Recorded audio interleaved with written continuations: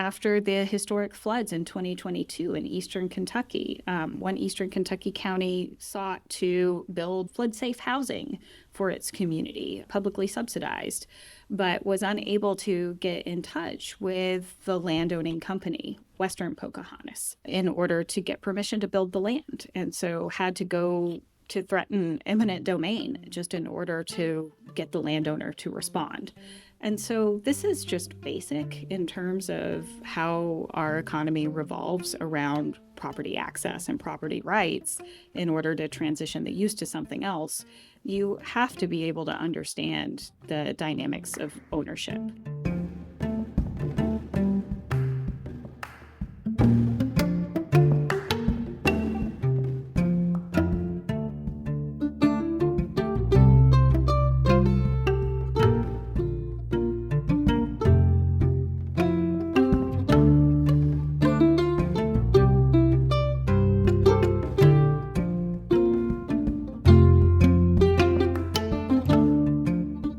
The novel The Heavens by Sandra Newman has always stuck in my head. It's one of the interesting moments where a scene from fiction jumps over into your work life that is both meaningful and also slightly unsettling because the fiction you are reading to disconnect suddenly becomes real. After an epic time travel and historical fictional encounter, we catch up with the heroine of the novel to learn how she plans to save the world. The final scene depicts Kate organizing an uncanny mutual aid movement somewhere in the mountains of West Virginia. It's clear the movement has legs, surrounded by activists from all walks of life and across cultural divides. There's no political tint to their actions. It is simply about bringing all people together to care for one another, to offer each other survival in this broken world. The reader is left with a sense of, if there were to be a grassroots movement to reshape American politics, maybe it would happen that way. These details caught my attention because I think they represent a just-so story about the political potential of the Appalachian region in the eyes of environmentalists like me. A key theory in environmental politics is that the ravages of extractive industries, like coal mining for example, are so clearly harmful to the people who work in or live near those industries that these constituencies will one day reject extraction and embrace alternative ways of living. I think this idea gets placed on Appalachia and their quote-unquote energy communities without fully grasping what actually shapes the landscape. The problem here is imagining a green future for places seemingly hollowed out by legacies of extraction. But if you look closer, the power to shape landscapes is not something so readily abandoned by those who have always had it. This episode of Landscapes features Lindsay and Karen Rignall, who, with co-authors, have written an excellent article titled The Afterlives of Coal, Land and Transition Dynamics in Central Appalachia. Their research warns that ambitions for a speedy green transition, focused only on outcomes, but not process, doesn't deliver enough political power to contest the incumbent actors, whose whole game has been to sit on the land and extract rents. This is how, as the authors observe, we get prisons on top of old mines, funded by transition funds, instead of the many regenerative designs that local communities may wish for. I can't help but notice how the evidence from this paper directly confronts the present popular abundance narrative that argues it has been too much a focus on process that has destroyed the power to deliver on a green agenda and other social priorities. As Derek Thompson writes, the democratic fetish for legalistic procedure has in so many places made it impossible to get stuff done. This paper raises important questions for this core claim, as we hear the stories of how land use outcomes are determined not by any legalistic procedure, but the power of who controls the land. In the coal region, where landed interests lurk at every corner, without an attention to process, the outcomes observed become out of reach of democratic control. But maybe the abundance agenda still counts any outcome. Prisons on tops of mines, for example, in the name of progress as preferable to stagnation.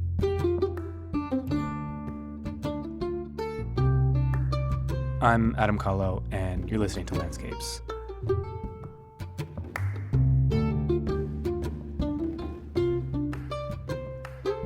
Here is Lindsay Shade and Karen Rignall. I'm Karen Rignall. I'm an associate professor in the Department of Community and Leadership Development at the University of Kentucky in Lexington, Kentucky, and I'm a cultural anthropologist. I work on issues relating to land and rural life. I'm Lindsay. I'm an assistant professor of environmental sociology at the University of Tennessee in Knoxville. I am a rural and public sociologist, also with a background in human geography, and I focus on extraction and regenerative economies. The legacy of coal mining in the Appalachian region is a very long one. It goes back more than 200 years.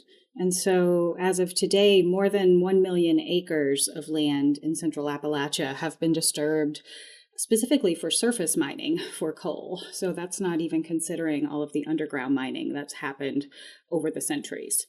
Coal mining was extremely important to the emergence of a labor identity and to labor unions in Appalachia and also in the U.S. more broadly. From about the late 18th century up to the 1990s, I would say, the relationship between coal companies and workers was often antagonistic, so very different from the kind of politics that we see around coal today in the region. And part of that has to do with the trajectory of how coal employment changed over time. So it began declining pretty seriously in the 1950s with mechanization, and coal employment really never recovered. It was further decimated with the advent of mountaintop removal coal mining, which became common after the 1970s and really intensified after the 1990s. And so at various times, coal mining was a highly exploitive industry, but then later became a good source of quality union jobs that paid pretty well, but then later on offered very little employment. And so in conjunction with the anti-labor policies from the 1980s onward, that really weakened labor unions, the loss of all those jobs. But that also has a profound impact on the social fabric of rural life. Unions were the countervailing force to extractive capital's influence on politics. So there are all these long-term consequences, in addition to the environmental and health impacts like black lung disease, polluted water, that immediately affect people every day.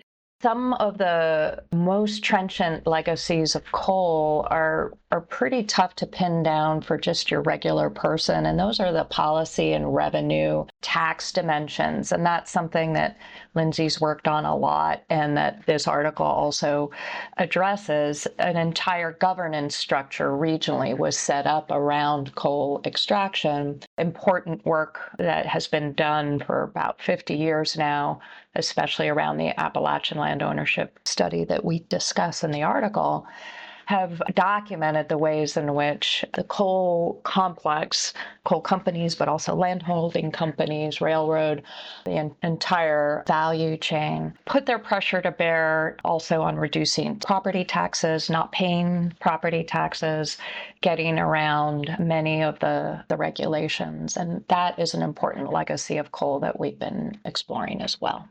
In the paper, you write, the success or failure of broad-based transition policies depends largely on place-based dynamics rooted in land. Who controls the land, who has access to land, who benefits from investments in land, and how public revenues flow from land. Why does environmental transitions depend on these dimensions of land ownership and control? If we know the new land uses we need to reduce carbon or to improve the environment, why can't we just change those and invest money in those? Why does these dynamics of land tenure and ownership potentially defeat that idea? Renewable energy transitions and economic diversification efforts in these post-coal regions all depend on land use change, acquiring land, putting it to new uses. Solar in particular is land extensive. We know the requirements for solar as a replacement for petroleum are extensive and will involve a systemic reconfiguration of land tenure. So what's happening in Appalachia really prefigures the broader discussion around energy transition that we will have globally. Who controls the land that's associated with coal mining in Appalachia? What is the land tenure context that this ownership produces? Land has long been controlled by land companies associated with resource extraction in the region. And a lot of these land companies were actually started by the so-called founders of the United States: Thomas Jefferson, George Washington, George Mason, lots of recognizable names from the early period of the United States founding. There was also a later wave of land companies that was started by railroad corporations. Many railroad corporations were given land grants to encourage westward expansion and industrial development. And so they had huge swaths of land and started their own land companies.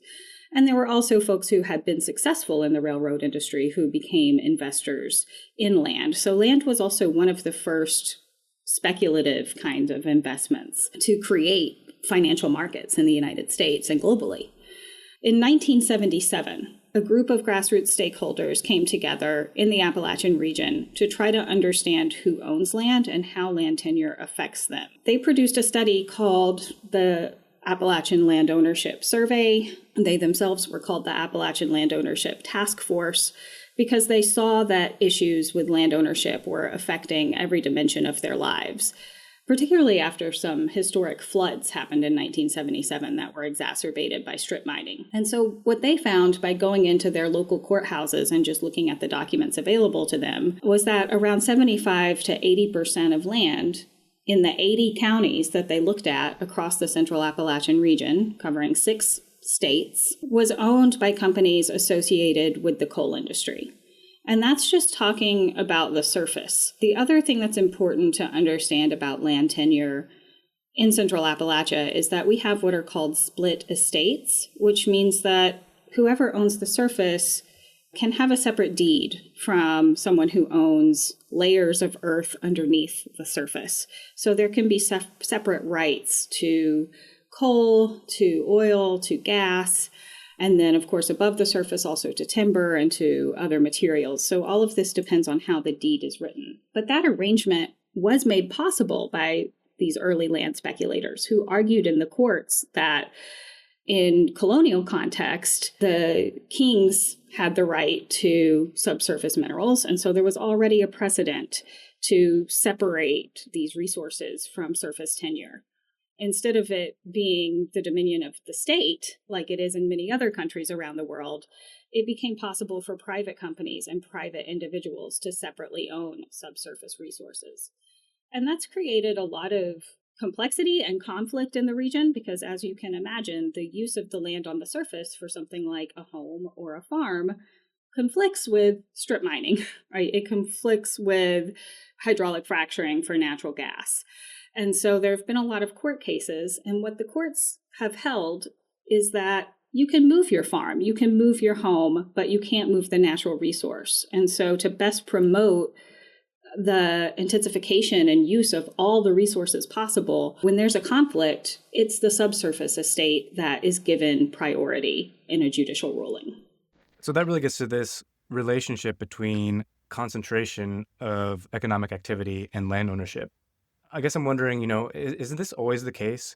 Why don't we see kind of diversified ownership of the benefits of coal? Why would land consolidation necessarily result in what you call in the paper this mono-economic activity? One dimension of it is the capital intensity of coal mining when this important shift towards mechanization happens. So the idea that employment has fallen off as coal markets have declined in the recent past is not true, as Lindsay mentioned at the beginning.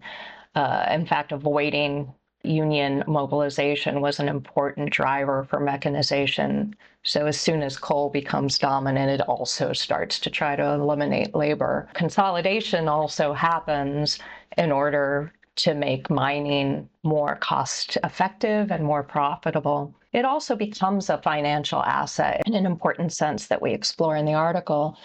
So the idea that, coal isn't being mined, so this land is sitting there is not, in fact, how it's played out. Even if there isn't mining going on that land, there have become multiple ways in which capital accumulation can occur on that land.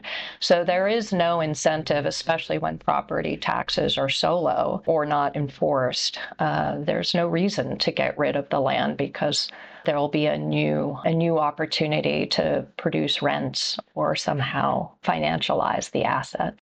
At the start of the paper, you introduced this term of energy community. What is this idea of energy community, and how has it come to be that these are now sites for targets of green transition objectives?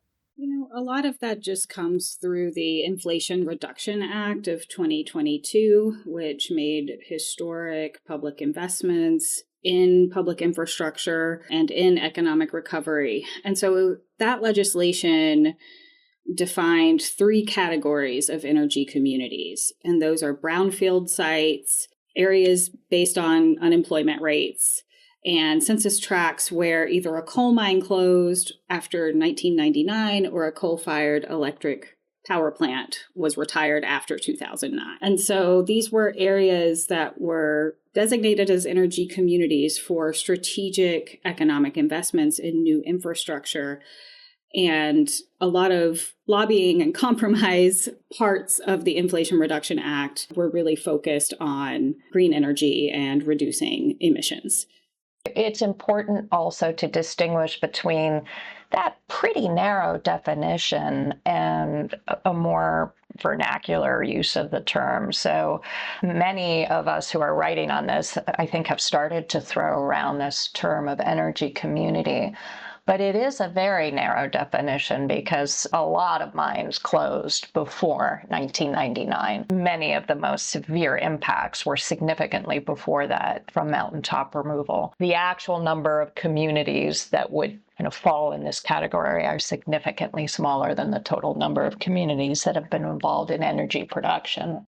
And so I think this gets to this idea of transitions or sustainability transitions, broad environmental narratives that trickle down to policy that affects a real community somewhere.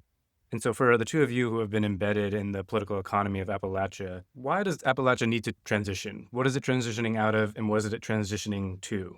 The dominant idea of transition that policymakers are working with, as far as I can see right now in Central Appalachia, is a replacement or substitution approach. These were regions, counties that produced a lot of coal. They were energy communities. Let's reinvigorate their economies by bringing in new energy jobs.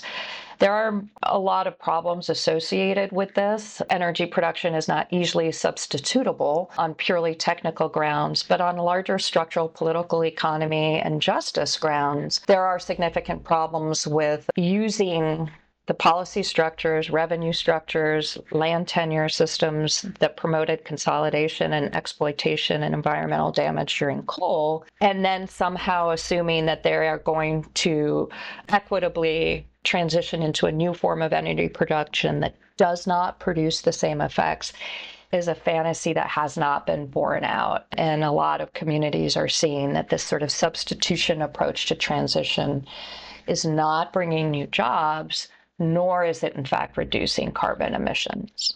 To that point, I would just add that in contrast to this very technocratic approach to transition that we see both in policy circles, but also a lot of times in the literature, which is either focused on replacement, as Karen emphasized, or how to get the public to accept new energy sources and new energy industries. None of this really deals with what people's lives are like in an everyday sense. And so there are a number of grassroots and community organizations and policy organizations that are really rooted in the history of labor and community and environmental justice organizing in the region. For example, the Alliance for Appalachia is an umbrella organization that includes 16 different community organizations across Central Appalachia.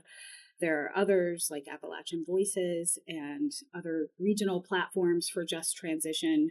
And there are many different visions of what transition looks like, but all of them emphasize the importance of leadership from the local scale and from the regional scale, rather than an approach that simply drops in some new industry from above and keeps all of these configurations of land in place. The other thing that people are seeing and are concerned about is that many of the dominant narratives of transition don't deal with the legacy impacts, not just the political and land ownership dynamics we've been discussing, but even the basics of environmental cleanup. What is the point in investing in all of these new solar farms, for example, if you're going to leave all of these brownfields in place and people are on boil alerts to be able to drink the water that comes out of their tap.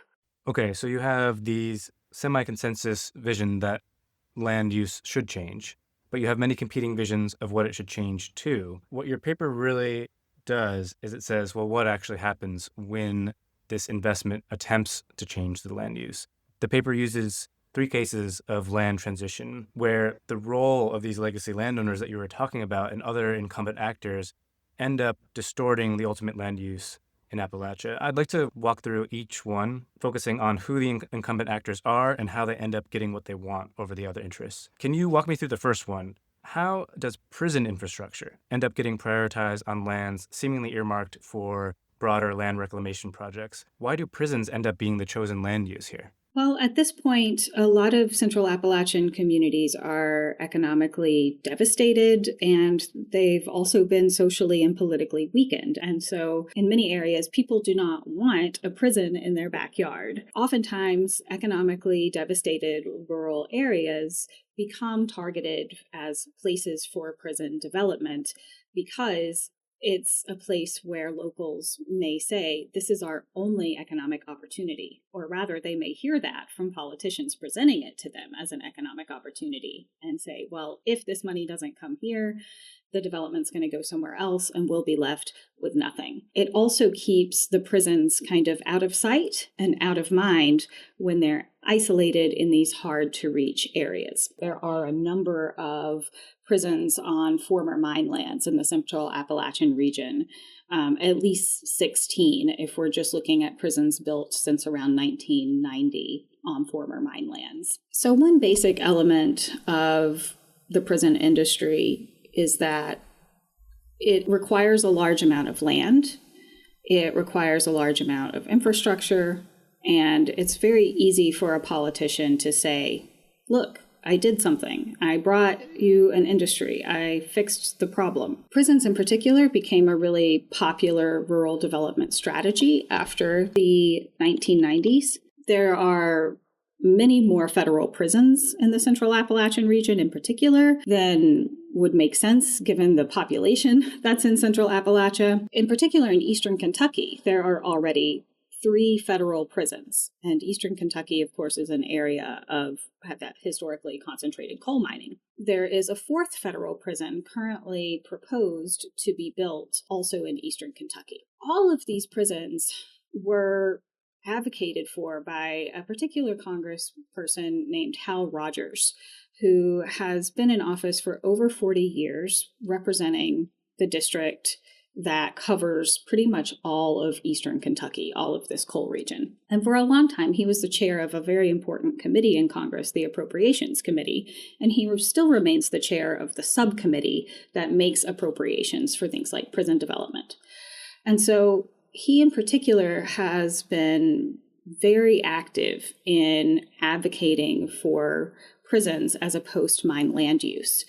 He's also connected to a number of nonprofit organizations that he's been successful in directing federal funds toward, some of which are also involved in the incarceration system itself, such as an organization called Unite. It's about processing drug-related charges and collaborating with police on that. You know, there are a lot of questionable connections. There's a history of crony capitalism in the region in the ways that it connects to legislators and regulators. We see this preferred industry time and time again coming into play. One of the other cases presents a really powerful image because in Martin County, you describe how there's this potential for a large-scale solar operation is proposed to sit atop a former mine. You know, there's the transition in one image.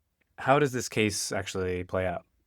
That solar installation is actually operational now. And so it is the first large-scale solar to be sited on a reclaimed or partially reclaimed surface mine. The Martiki coal mine, the area that houses this facility, at one time was the largest surface mine in the world. It has been out of commission since the early 90s.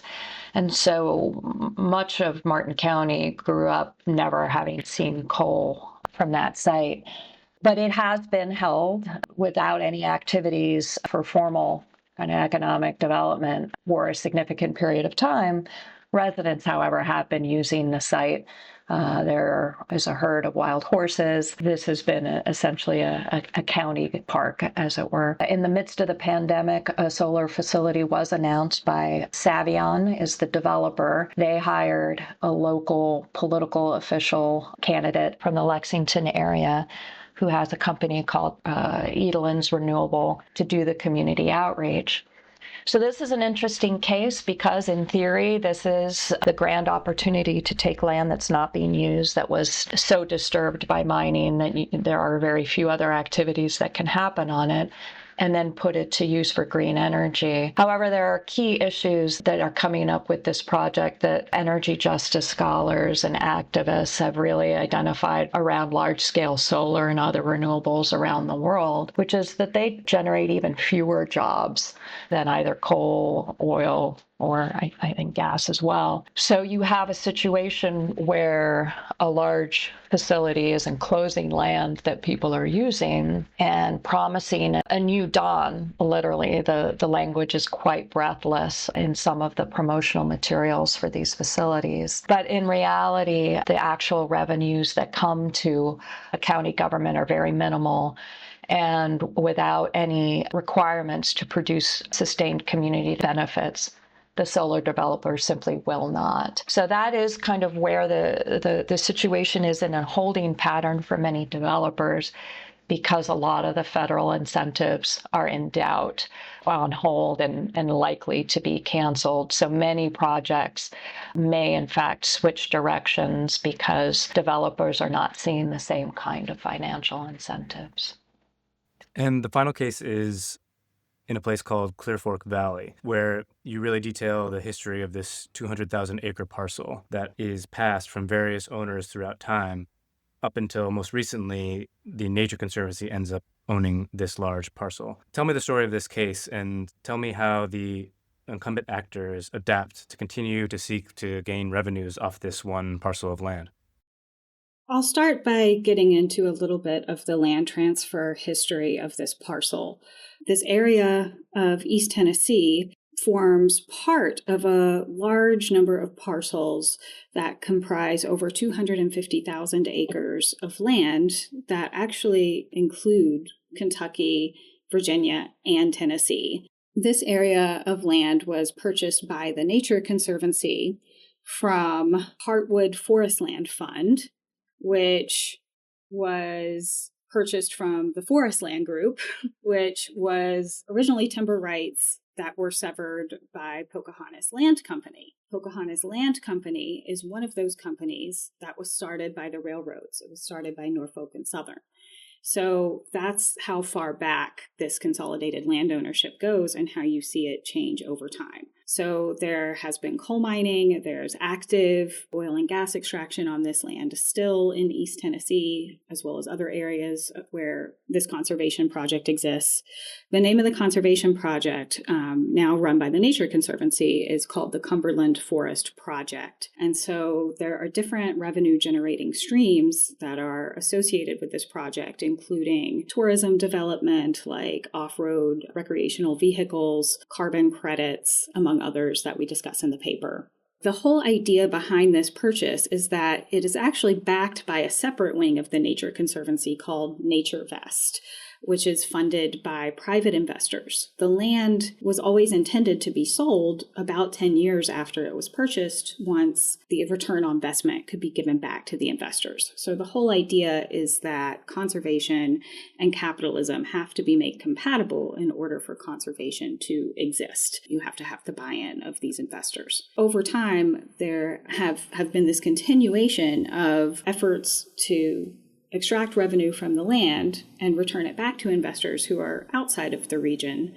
It's hard, I think, sometimes for people who live near these parcels to see a material benefit in their own lives from these kinds of transactions, even if there may be some conservation benefits, which are also perhaps hard to pin down, again, because there's also active oil and gas extraction, which, because of the nature of severed estates, the Nature Conservancy really can't do anything about. They actually have a history of buying land with ongoing oil and gas extraction and then using those revenues to fund other conservation projects elsewhere. What we may even be seeing is really just a shift in the geographies of where extraction is funding conservation somewhere else, but maybe not necessarily mitigating or stopping it in any way. As an image of potential transitions on large parcels of land, it presents a neat picture that there are ways that you could generate revenues off of the natural resources without despoiling them.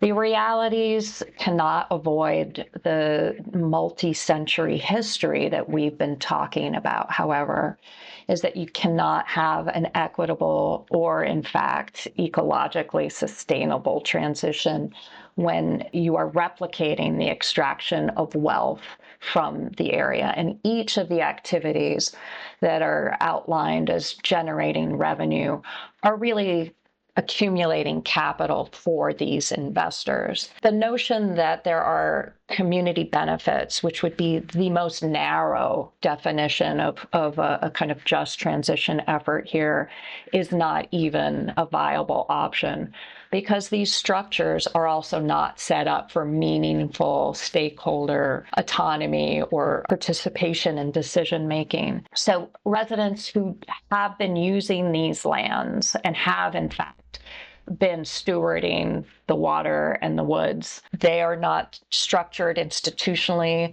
to participate in generating the revenue or benefiting from any of these projects. So the Nature Conservancy has expressed an interest in a community benefits plan that's going to be robust around a solar facility, but the actual implementation is proving to be very challenging. I kind of wanted to add one thing on the Nature Conservancy discussion. It's super interesting. A company called the Forestland Group bought timber rights from Pocahontas Surface Land Company throughout the region many years ago. In West Virginia right now, there's a very interesting lawsuit in the Supreme Court in which Pocahontas is now suing the Forestland Group. So Pocahontas continues to own the surface. The Forestland Group owns the timber. They're suing the Forestland Group over who actually gets the revenue from carbon credits. So this lawsuit is trying to decide, are the benefits from carbon sequestration accruing to the landowner because it's sequestered in the ground, or to the timber owner because it's the trees that do the work of sequestering the carbon? So I think this is just one case that really speaks to the importance of centering land ownership and how pivotal land and resource ownership is in figuring out these dynamics of transition and who benefits from it. In the case of the Nature Conservancy, just the pure size of the parcel presents this challenge. Who can possibly take control over this as a private entity unless it's some kind of investment vehicle, even if the Nature Conservancy is innovating with some kind of community benefit model, they have this other problem. They need to make a return on the investment. Therefore, that might separate their interests on who they're really benefiting. Well, I think that's exactly right, how you've summarized it, Adam. And another thing to note about all of that is that community organizations came together and arranged a series of meetings with Nature Conservancy leadership in the region and talked to them about the possibility of breaking up some of these large parcels since they're going to sell it again anyway. But exactly because of that conflict, because of their obligation to their investors and the amount of administrative burden that's associated with breaking up and managing sales of all of these parcels, it's too complicated. And so even though people may have vision for something like a community land trust that could support housing development and other kinds of infrastructure that are really needed in the area, it's not compatible with the land tenure dynamics that exist. Part of the issue as well is the capacity and the commitment of some of the county level and regional economic actors. So part of the concern with a lot of the federal dollars that were coming into these energy communities is the capacity of some of the county governments or community groups or even corporate partners to apply for some of these monies and absorb them.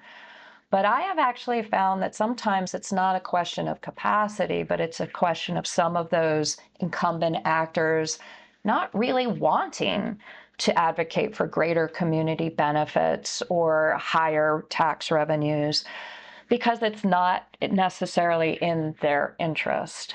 And so the dynamics of who is advocating for community interests have to also account for the internal inequalities and the fact that many of these incumbent actors are not only still present, but control almost all aspects of local and regional economies. So coal mining is still present in counties where there is no active mining because the old coal bus owns all of the gas stations, all of the McDonald's, all of the institutions, companies, retail that are some of the only employment opportunities. I guess in the case of the solar project, the Nature Conservancy with its carbon credits, and maybe even the prison expansion, isn't it reasonable to say that these are signs of progress in the transition? Who cares who controls the land if the land use is changing away from coal and towards other less emitting uses?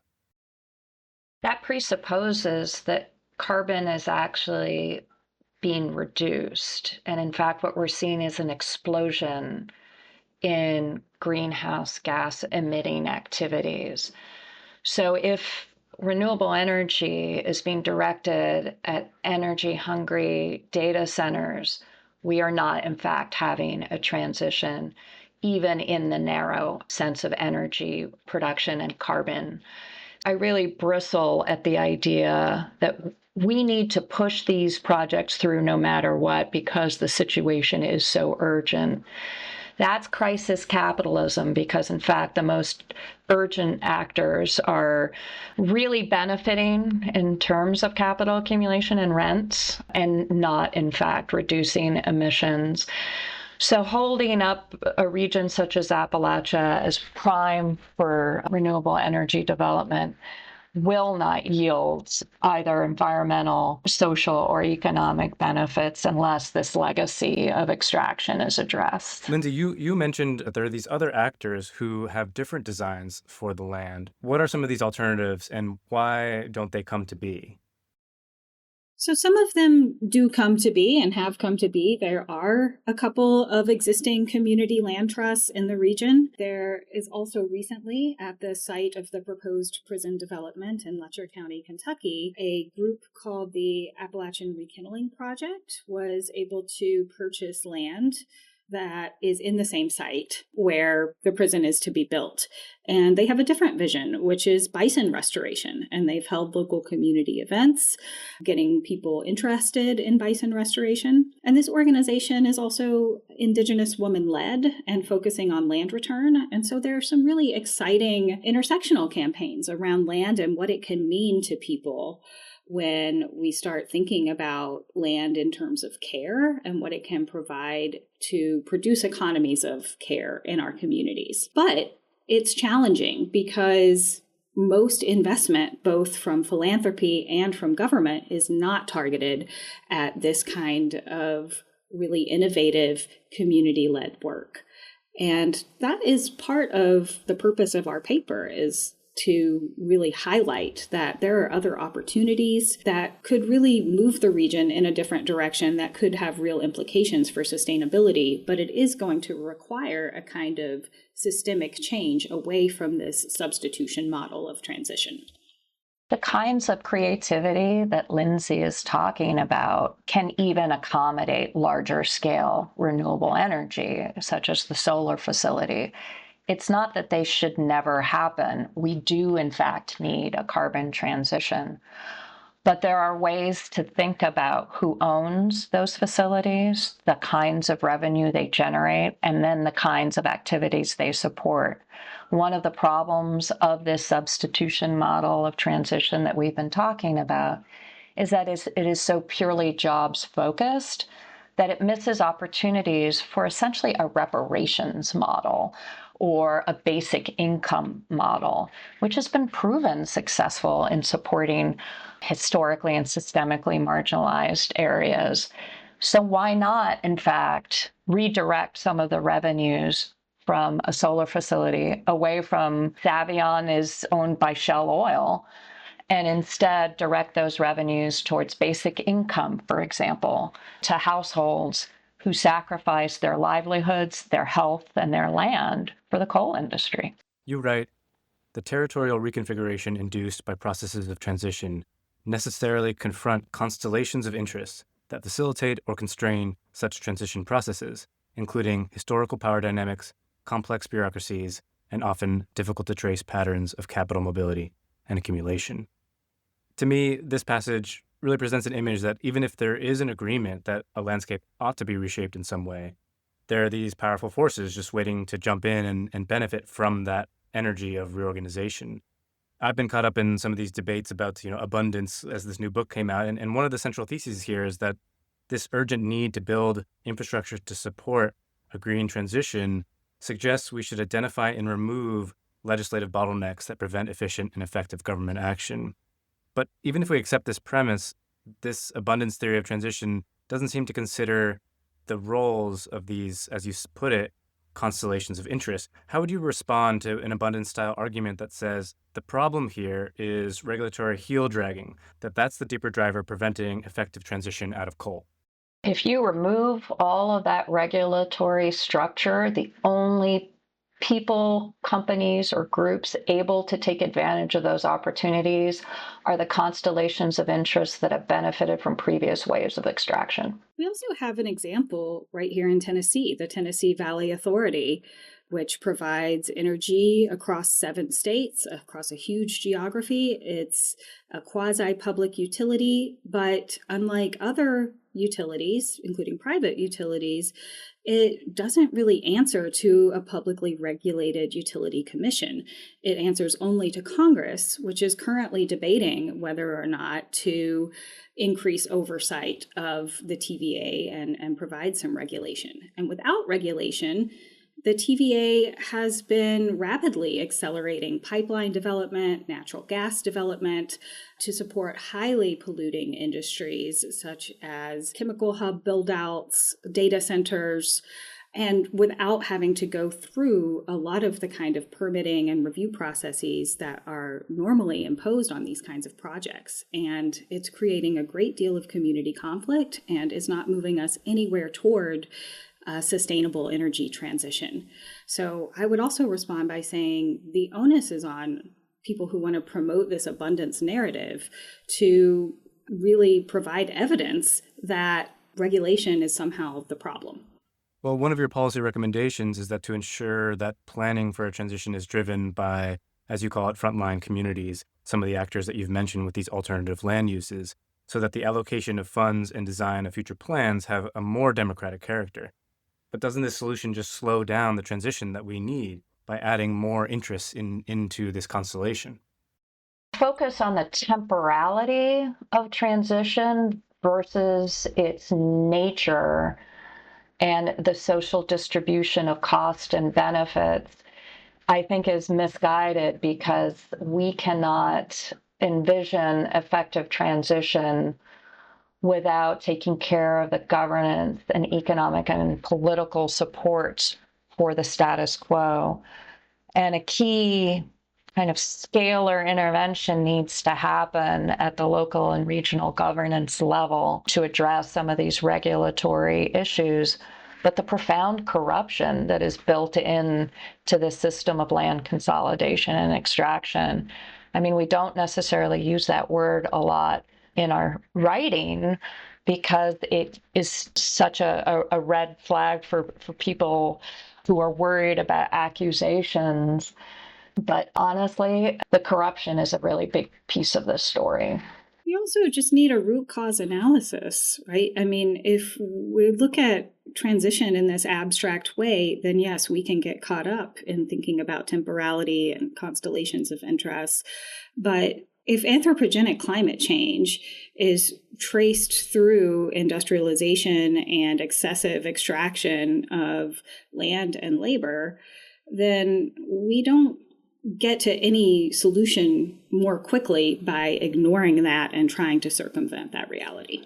I'm curious about the political winds shifting, kind of change all of this investment in the region as environmental issues come in and out of favor. Is there a moment where these funds are being rolled back and this pressure to transform Appalachia wanes away? So the current budget proposes to cut 93% of the Appalachian Regional Commission, which is the kind of federal state hybrid organization that oversees the distribution of these federal funds into the region. We've already seen rollbacks, of course, that are contested of Biden era investments in the region. And whatever positive benefits may have come from some of those investments, positive or negative, I would say, we haven't really gotten the chance to find out or see what the impact might have been. And so as for what comes next, I think your guess is as good as mine. How about you, Karen? The solar energy market will continue and readjust. This is a diversification strategy for oil companies, so there's always going to be market interest. But what we've heard is that a lot of energy companies are sitting on their projects right now waiting to see, because they won't go forward if they don't get the tax incentives. And so I think that there is actually a window of opportunity for community groups and alliances to build coalitions around more robust community benefits to be ready for when the projects pick up pace again. I guess what I'm wondering is your article really shows that all of this investment really allows these incumbent actors to benefit most from it, and that without some kind of land governance innovation, the investment will always be steered in predictable ways. But would you rather accept the investments without the land governance change and try and win some of its redistribution? Or must these always be paired? Isn't there kind of a trap of needing capital investment in this region in order to create the different types of visions that the different actors want? One of the things that I have learned from coalitions like the Alliance for Appalachia, which Lindsay mentioned, is to really challenge these false binaries of, well, if you don't want these projects, how are we ever going to get any money in? This is better than nothing. I don't actually think it needs to be such a clear distinction. And I think that, in fact, there are pathways for broader resident participation, greater accountability for county officials, greater accountability around state level regulatory oversight, for example. So I think we can push back against that narrative. This situation is difficult for many, many people, and there are structural issues that are really difficult to resolve. But the idea that we then throw up our hands and just continue doing what we're doing, we don't have to do that. We've got good people who have got really strong ideas, and I think we can be bolder. Sticking with politics for a moment, I think there's maybe a liberal fantasy that would expect the way corporate interests have profited wildly in this region, while at the same time degrading the social and environmental fabric, would ignite a natural opposition against some of these corporate actors and those who have supported them. But I think obviously the reality is more nuanced, and that doesn't seem to be the case. Am I correct? What's going on here? Shouldn't the former coal miners and their descendants be a ready constituency to mobilize against these incumbent actors and develop some of that governance pushback that you mentioned? First off, there has been certainly a lot of organized resistance and really interesting models for building up grassroots campaigns to take over local and state governments and to elect people into positions of power at the federal level as well. So one example is West Virginia Can't Wait, which was a campaign all across West Virginia that did listening sessions in communities and ran candidates and got several elected to office in the state. There's a group called Virginia Organizing that's doing that work. In Kentucky, we have Kentuckians for the Commonwealth. In Tennessee, there's a statewide organization called Statewide Organizing for Community Empowerment. And interesting, a lot of these organizations all have connections to the grassroots group that started the first Regional Land Study back in 1977. Some of them were birthed out of that work, and some of them helped to start that land study. And so there are long legacies of organizing, as well as labor organizing. People forget that the waves of teacher strikes that happened around the nation started in Central Appalachia, started in West Virginia, and spread to the Midwest and to the West. So there certainly is opposition to the way things are, and that's part of what's generating a lot of creative ideas for governance and for economic development. But again, in this context in which people have been so devastated and are really busy trying to survive every day, and have also been confronted with a very well-organized campaign led by the coal industry to break social movements and to infiltrate education systems and educational policy, to directly deliver their own curriculum in the school systems that are now underfunded and dysfunctional because of the lack of adequate taxation on some of these landholders and resource extractors. All of this makes it much more difficult for people to organize. I would also add that there is a disengagement from the formal political system for many people who do reject the kind of exploitation and dispossession that they've experienced over generations, but have really been kind of pushed out of formal political participation or the kind of civic infrastructure that has been very actively degraded in the region. So this notion of a kind of monolithic coal miner, why aren't they supporting some of these changes? If you actually talk to regular folks, most are pretty pragmatic. I don't really run into people who are against a solar facility in Martin County just because it's solar. Pretty much everybody I've encountered is excited if there is a project that's going to bring jobs or opportunity to the region, they're into it. But as one friend told me, if you're just coming to dump another bunch of junk on our hills, then we're not interested in that. And so a lot of the narratives of this transition is good for those people are in fact coming from external interests who don't want to engage with these deep structural issues and with some of the redistributive mechanisms that are essential for this transition to happen. If in the future political winds change and a green transition is, back on the agenda, how would you design a transition policy that takes into account the way entrenched landowners limit the different pathways that could take place? That is a really big question.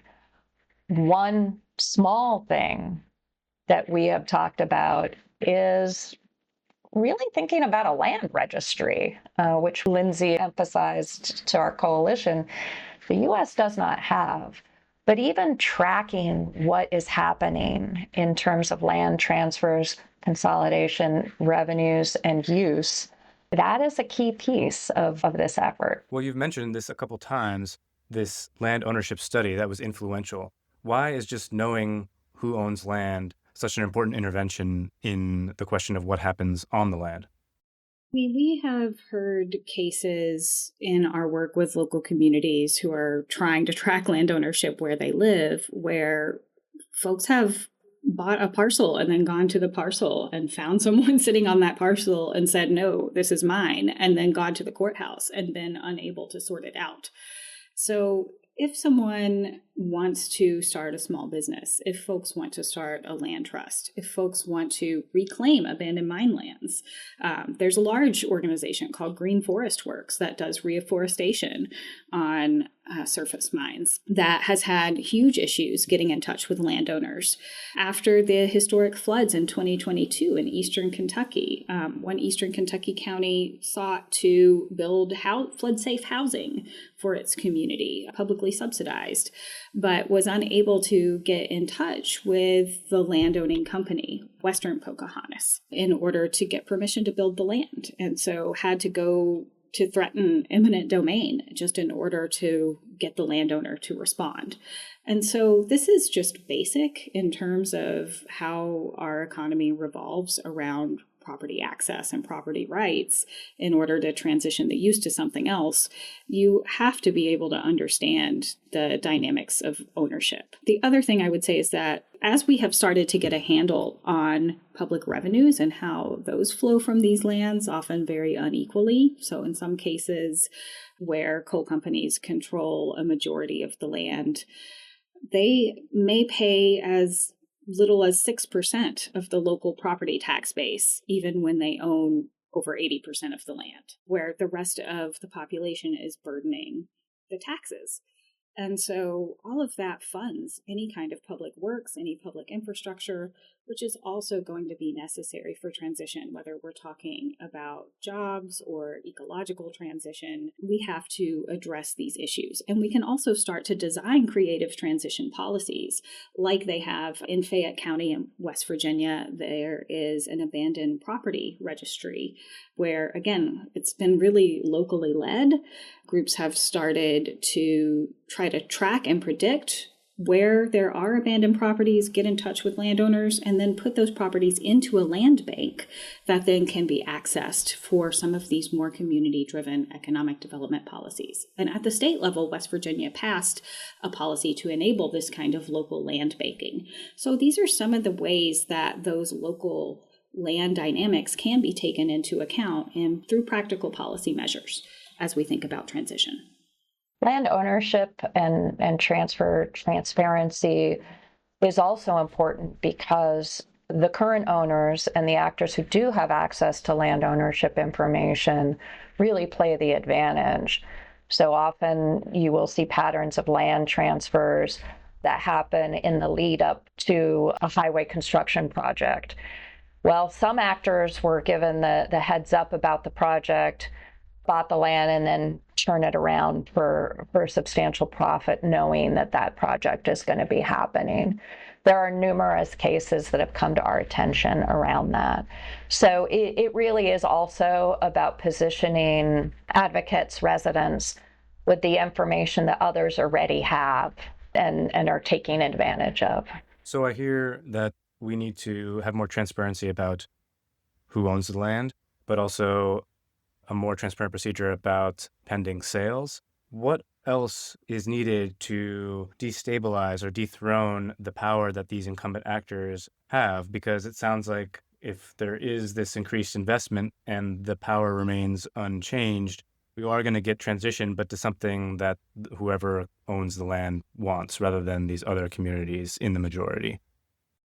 I think we need to have a serious conversation about reparations. Reparations has been a conversation at the national scale, but it has been less emphasized, I guess, in that national conversation. Some of these other more local and regional scale movements toward reparations that are really changing how we think about land, shifting from this kind of extractive model of an economy that is rooted in the land and rooted in a system that has created hierarchies of value, not just around the land, but also around the people, as we're seeing with these massive raids and deportations that are happening right now.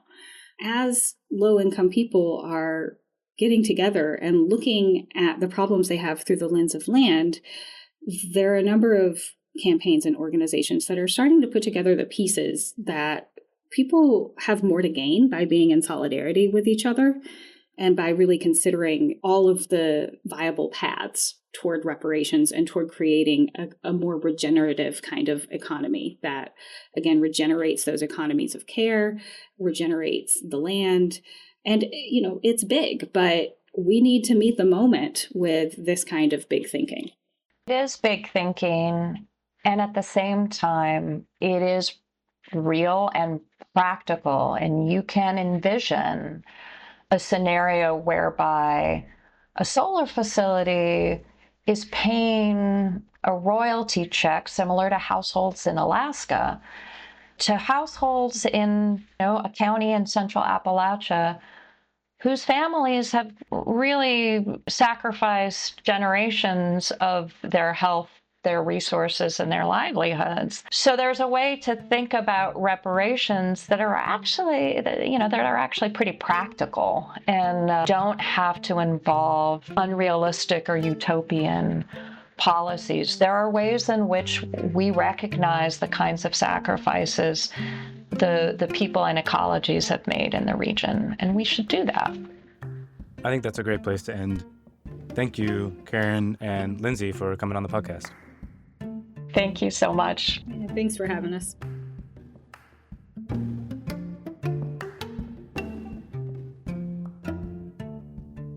That's it for this episode of Landscapes. Thanks for listening. Thanks again to Lindsay Shade and Karen Rignall for the excellent essay, but also their time in the podcast. You can find all of the papers and groups and events in the links in the show notes. You can find a written transcript of the entire episode at adamcalo.substack.com, where I write the Land Food Nexus newsletter.